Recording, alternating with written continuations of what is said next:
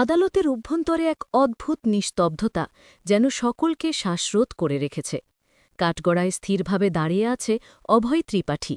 তার বিরুদ্ধে চলছে গুরুতর অভিযোগ যে সে রাজ সিংহানিয়ার খুন করেছে। সমস্ত পরিবারের সদস্যরা, আত্মীয়স্বজনেরা, সংবাদপত্রের সাংবাদিকের দল এবং ভিড় করে জড়ো হওয়া সাধারণ জনগণ সকলে উপস্থিত হয়ে আছে। হ্যালো ভিউয়ার্স, সকলে কেমন আছেন আপনারা? আজকের দিনে আপনাদের জন্য এনেছি ভাগ্যরেখা সিরিয়ালের অসাধারণ একটি বিস্তারিত ব্যাখ্যা। যারা এখনও আমার চ্যানেলটি সাবস্ক্রাইব করেননি তারাও দয়া করে চ্যানেলটি সাবস্ক্রাইব করে বেল আইকনটি চালু করে দিন, যাতে পরবর্তী ভিডিওগুলো মিস না করেন। যা ভেঙে প্রবেশ করে শ্রদ্ধা, তার দৃষ্টিতে অটল আত্মবিশ্বাস, মুখমণ্ডলে অকম্পিত দৃঢ়তা। চারপাশের সকলে বিস্ময়ে চোখ বড় করে তাকিয়ে থাকে। জজ সাহেব প্রশ্ন করেন, মিসেস ত্রিপাঠী, এখানে এসব কি হচ্ছে? আপনার এই আচরণের কারণ কি? শ্রদ্ধা শান্ত স্বরে জবাব দেন, মাননীয় বিচারক, আমার স্বামী অভয় সম্পূর্ণ নির্দোষ। আসল খুনি অন্য কোনো ব্যক্তি। আজ আমি সেই প্রমাণগুলো আদালতের সামনে উপস্থাপন করেছি। শ্রদ্ধার এই কথা শুনে পুরো আদালত কক্ষ উত্তপ্ত হয়ে ওঠে। অভয়ের পিতামাতা উদ্বেগপূর্ণ দৃষ্টিতে শ্রদ্ধার দিকে চেয়ে থাকেন। অভয়ের বাবা বলেন, শ্রদ্ধা, তুমি কি বলছ? এভাবে কি করে এত বড় অভিযোগ তুলতে পারো? শ্রদ্ধা জবাব দেন, বাবাজি, অনেক কিছুই আমার নিজের চোখের সামনে ঘটেছে। অসম্ভব কষ্ট সহ্য করে আমি সত্যের খোঁজে পৌঁছেছি। আজ আমি প্রমাণ করব যে অভয় কোনো খুন করেনি, বরং এই অপরাধের প্রকৃত দায়ী হল রাগিনী সিংহানিয়া। এমন এক সাহসী অভিযোগ শুনে উপস্থিত সকলে স্তম্ভিত হয়ে যায়। বিচারক জজ সাহেব বলেন, মিসেস ত্রিপাঠী, আপনি যা বলছেন তা অত্যন্ত গুরুতর অভিযোগ। আপনার কাছে কি এর কোনো প্রমাণ রয়েছে?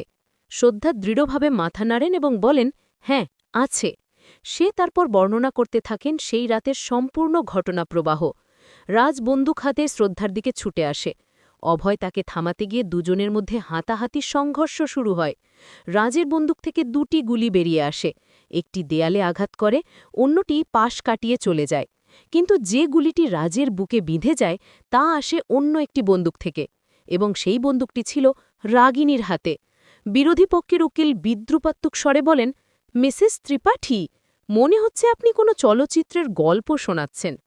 কিন্তু শ্রদ্ধা অটল শান্তিতে নিজের মোবাইল ফোন বের করে বলেন, এটি কোনো চলচ্চিত্র নয়, বরং বাস্তব জীবনের ভিডিও রেকর্ডিং। এই ভিডিওতে স্পষ্টভাবে দেখা যাবে আসল সত্যের ছবি।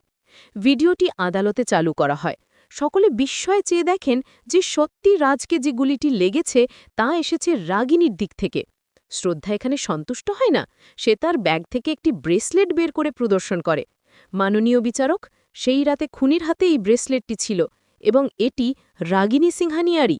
এরপর শ্রদ্ধা একটি ছবি দেখান যেখানে রাগিনীর কবজিতে সেই ব্রেসলেটটি স্পষ্টভাবে দৃশ্যমান। অবশেষে শ্রদ্ধা আদালতের সামনে খুনের প্রকৃত অস্ত্রটি, রিভলভারটি উপস্থাপন করেন। এটি রাগিনীর নামে নিবন্ধিত, লাইসেন্সপ্রাপ্ত অস্ত্র। আদালতে তখন তীব্র আলোড়ন শুরু হয়। রাগিনী চিৎকার করে ওঠে, এসব সব মিথ্যে প্রলোভন, আমাকে ফাঁসানোর ষড়যন্ত্র চলছে, আমি আমার স্বামীকে কখনো হত্যা করিনি। রাগিনী তার উকিলের সাহায্যে দাবি করে যে শ্রদ্ধা শুধু প্রতিশোধের বশবর্তী হয়ে এসব করছে, কারণ কীর্তি, যে শ্রদ্ধার বোনের সাথে রাজের অবৈধ সম্পর্ক ছিল, সেই বিষয়টা শ্রদ্ধা সহ্য করতে পারেনি। তাই সে আজ রাগিনীকে ফাঁসানো চক্রান্ত চালাচ্ছে। এই কথাগুলো শুনে আদালতের ভিতর গুঞ্জনের শব্দ ছড়িয়ে পড়ে। অভয়ের পরিবারও অবাক হয়ে যায়। কিন্তু ঠিক তখনই বরুণ এগিয়ে আসেন। তার চোখে ক্রোধের আগুন এবং কণ্ঠে দৃঢ়তা। জজ সাহেব, আমার স্ত্রী কীর্তি রাজের অফিসে কর্মরত ছিলেন ঠিকই, কিন্তু রাগিনী যা বলছে সব মিথ্যে। সে কেবল মামলার দিক পরিবর্তন করে নিজেকে রক্ষা করার চেষ্টা করছে। সকল প্রমাণ এবং সাক্ষ্য পরীক্ষা করে বিচারক চূড়ান্ত সিদ্ধান্ত ঘোষণা করেন। সমস্ত শাখা, সাক্ষী এবং প্রমাণের ভিত্তিতে আদালত এই সিদ্ধান্তে উপনীত হয়েছে যে রাজ সিংহানিয়ার হত্যাকারী অভয় নন, আসল অপরাধী রাগিনী সিংহানিয়া। তাকে 10 দিনের রিমান্ডে নেওয়া হবে। অন্যদিকে অভয় ত্রিপাঠীকে সম্পূর্ণ নির্দোষ ঘোষণা করা হল। আদালত কক্ষে তখন আনন্দের উচ্ছ্বাসের জোয়ার উথলে ওঠে। অভয়ের পরিবার আনন্দে আশ্রুকে ভিজে যায়। শ্রদ্ধাকে সকলে কৃতজ্ঞতা জানায়। কিন্তু রাগিনী হাল ছাড়ে না। যখন পুলিশ তাকে নিয়ে যাচ্ছে তখন শ্রদ্ধাকে ভয়ঙ্কর হুমকি দেয়, তুমি আমাকে জেলের মধ্যে পুরে দিয়েছ শ্রদ্ধা, কিন্তু আমি এর প্রতিশোধ নেব, তোমার সমগ্র পরিবারকে ধ্বংস করে দেব। তার এই ভয়ঙ্কর প্রতিজ্ঞা ভবিষ্যতের পর্বগুলোর জন্য এক নতুন রহস্যের ছায়া ফেলে। অভয়ের মুক্তির পর সমগ্র পরিবার তাকে জড়িয়ে ধরে। তার মা চোখের জল মুছতে মুছতে বলে, আমার ছেলেকে যদি তুমি না বাঁচাতে শ্রদ্ধা, তাহলে সে নির্দোষ অবস্থায় শাস্তি পেয়ে যেত। অন্যদিকে শ্রদ্ধার ছোট দেওয়ার আর্থী এসে উল্লাসিত স্বরে বলে, ভাবি, তুমি তোমার প্রতিজ্ঞা রেখেছ, রাখিবন্ধনের পূর্বে তুমি ভাইকে ফিরিয়ে এনেছ, তুমি পৃথিবীর সেরা ভাবি। বাচ্চারাও দৌড়ে এসে শ্রদ্ধাকে জড়িয়ে ধরে, মা, তুমি পৃথিবীর সেরা মা, আমাদের বাবা তোমার জন্যেই ফিরে এসেছে। এই আনন্দঘন মুহূর্তের মধ্যেও আরেকটি ঝড়ের ঝাপটা লাগে। বরুণ রাগে কীর্তিকে বলে দেন, আজ থেকে তুমি আর আমার জীবনে অবস্থান করতে পারবে না। কীর্তি অবাক হয়ে বলে, কিন্তু তুমি তো আদালতে আমার জন্য লড়লে, এখন কেন এই কঠোর সিদ্ধান্ত?